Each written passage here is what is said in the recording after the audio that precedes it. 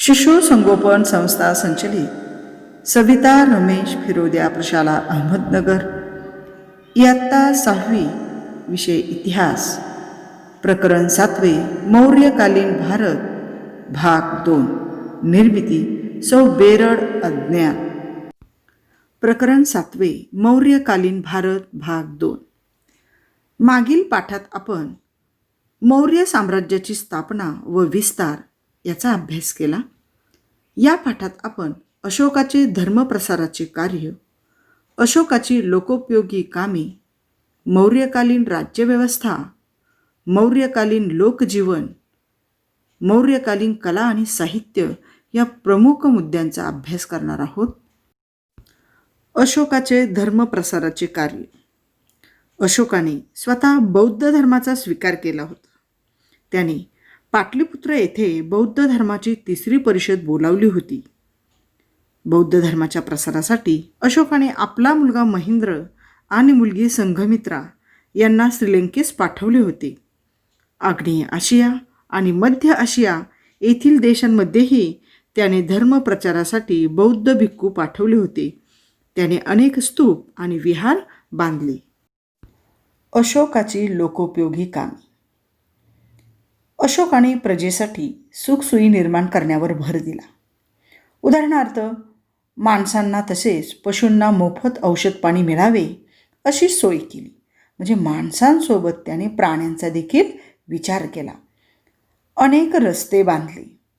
सावलीसाठी रस्त्यांच्या दोन्ही बाजूंना झाडे लावली। धर्मशाळा बांधल्या। पहा, पूर्वी लोक एका गावावरून दुसऱ्या गावी किंवा शहरात जाण्यासाठी घोड्याचा वापर करत असेत, पायी जात असे। मग अगदी काय एकाच दिवसात ते पोहोचत नसेत। मग रस्त्यात त्यांना एखाद्या गावाच्या ठिकाणी त्यांना मुक्काम करावा लागत असे। मग अशा गावात त्यांची राहण्याची सोय व्हावी म्हणून त्या ठिकाणी जे काही खोल्या बांधलेल्या असत, बांधकाम केलेलं असत, त्याला धर्मशाळा म्हणत। म्हणजे धर्मशाळेमध्ये राहण्याची सोय होत असे। तसेच विहिरी खोदल्या। मग पिण्याचे पाणी किंवा पाणी सिंचनाची सोय व्हावी किंवा वाटसरूंना पाणी मिळावे या उद्देशाने त्याने विहिरी खोदल्या। म्हणजे अशी अनेक लोकोपयोगी कामे त्याने केली। म्हणजे कलिंगच्या युद्धानंतर त्याने जो विजय मिळवला आणि तेथील विनाश पाहून त्याचे हृदय परिवर्तन झाले, ते हृदय परिवर्तन या त्याच्या कामावरून आपल्याला दिसून येते। मौर्यकालीन राज्यव्यवस्था। मौर्य साम्राज्याची राजधानी पाटलीपुत्र येथे होती। राज्यकारभाराच्या सोयीसाठी साम्राज्याचे 4 विभाग पाडलेले होते। प्रत्येक विभागाची स्वतंत्र अशी राजधानी होती। तर खालील तक्त्यामध्ये विभाग दिलेले आहेत, त्याच्यासमोर त्याचे राजधानीचं नाव दिलेलं आहे आणि कंसात ते कोणत्या राज्यात होते, सध्याचं राज्य कोणतं आहे त्याची माहिती दिलेली आहे। तर पहिला विभाग आहे पूर्व विभाग। राजधानीचे नाव आहे तोशाली, राज्याचं नाव आहे ओडिसा। दुसरा विभाग पश्चिम विभाग, राजधानीचे नाव उज्जैनी आणि सध्या हे ठिकाण मध्य प्रदेशमध्ये आहे। तिसरा विभाग दक्षिण विभाग, राजधानीचे नाव सुवर्णगिरी, सध्या हे ठिकाण कर्नाटकातील कनकगिरी येथे आहे। चौथा विभाग उत्तर विभाग, राजधानीचे नाव तक्षशिला आणि हे ठिकाण सध्या पाकिस्तानमध्ये आहे।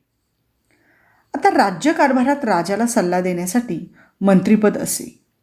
वेगवेगळ्या पातळ्यांवर काम करणारे अनेक अधिकारी होते आणि या सर्वांवर देखरेख करण्यासाठी आणि शत्रूच्या हालचालीवर नजर ठेवण्यासाठी अत्यंत सक्षम असे हेर खाते होते। मग हेर खाते म्हणजे काय आणि त्याचं काम काय असे, तर शत्रूच्या किंवा राज्यातल्या ज्या गुपित बातम्या आहेत त्याची माहिती काढून राजाला पुरवणे हे हेर खात्याचं काम असे आणि हे हेर खाते अतिशय सक्षम असे होते। म्हणजे अशी मौर्यकालीन राज्यव्यवस्था अतिशय चोखपणे होती। मौर्यकालीन लोकजीवन। मौर्य काळात शेतीच्या उत्पादनाला खूप महत्त्व होते। शेतीबरोबरच व्यापार आणि इतर उद्योगही भरभराटीला आले होते। हस्तिदंतावर कोरीव काम करणे, कापड विणणे व रंगविणे, धातुकाम इत्यादी व्यवसाय होते। काळ्या रंगाची मातीची भांडी बनवत, नौका बांधणी करीत लोखंडाच्या वस्तू बनवण्याचे तंत्रज्ञान विकसित झाले होते. मनोरंजन व खेळ. नगरात व खेड्यात उत्सव समारंभ साजरे केले जात. त्यात मनोरंजनासाठी नृत्याचे कार्यक्रम होत. कुस्तीचे खेळ, रथांच्या शर्यती, सोंगट्यांचा खेळ, बुद्धिबळ इत्यादी खेळ खेळले जात. बुद्धिबळालाच अष्टपद म्हणत असत. मौर्यकालीन कला आणि साहित्य. सम्राट अशोकाच्या काळात शिल्पकलेला उत्तेजन मिळाले. शिल्पकला म्हणजे काय, तर दगडावर केलेले कोरीव काम, आणि या कलेला सम्राट अशोकाच्या काळात प्रोत्साहन मिळाले. अशोकाने उभारलेले स्तंभ हे भारतीय शिल्पकलेचे उत्तम नमुने आहेत. स्तंभावर सिंह, हत्ती, बैल, घोडे यासारख्या प्राणींची उत्तम शिल्पे कोरलेली आहेत. सारनाथ येथील अशोक स्तंभावरील स्तंभशीर्ष ही भारताची राजमुद्रा आहे. तर स्तंभावरील चक्र भारताच्या राष्ट्रध्वजावर घेतलेले आहे. पहा, या स्तंभावर जे सिंह आपल्याला दिसत आहेत तर ते चारही बाजू सिंह आहेत, परंतु समोरून पाहताना त्यातील 3च आपल्याला दिसतात. मुलांनो, आपल्या भारतीय राष्ट्रध्वजाचे निरीक्षण करा. त्याचा जो पांढरा पट्टा आहे त्यामध्ये अशोक चक्र आहे. मग त्यास अशोक चक्र का म्हणतात, कारण सम्राट अशोकाच्या काळातील स्तंभावरील हे चक्र घेतलेले आहे, म्हणून या चक्रास आपण अशोक चक्र असे म्हणतो. बिहारमधील बाराबार टेकड्यांमधील अशोककालीन लेणी ही भारतातील सर्वात प्राचीन लेणी आहे. यावरून आपल्याला सम्राट अशोकाच्या काळात शिल्पकलेला विशेष महत्त्व प्राप्त झाले होते असे दिसून येते. सम्राट अशोकाच्या मृत्यूनंतर मौर्य साम्राज्याला उतरती कळा आली. मौर्य काळानंतर भारतात अनेक राज्ये उदयाला आली, काही साम्राज्यही उदयाला आली, परंतु त्यापैकी मौर्य साम्राज्य हे प्राचीन भारतातील सर्वात मोठे साम्राज्य होते. मौर्य साम्राज्याची स्थापना ही चंद्रगुप्त मौर्याने केली, आणि त्याने जेव्हा त्याच्या राजपदाचा त्याग केला तेव्हा त्याचा मुलगा बिंदुसार हा राजा झाला. बिंदुसाराच्या मृत्यूनंतर त्याचा मुलगा सम्राट अशोक हा इसवी सन पूर्व 273 सत्तेवर आला.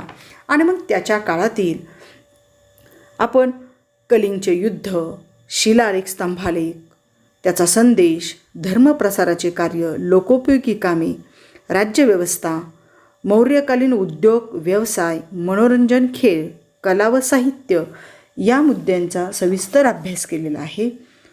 पुढील पाठात आपण मौर्य काळानंतरच्या राजकीय आणि सांस्कृतिक घडामोडी आपण समजावून घेणार आहोत. धन्यवाद.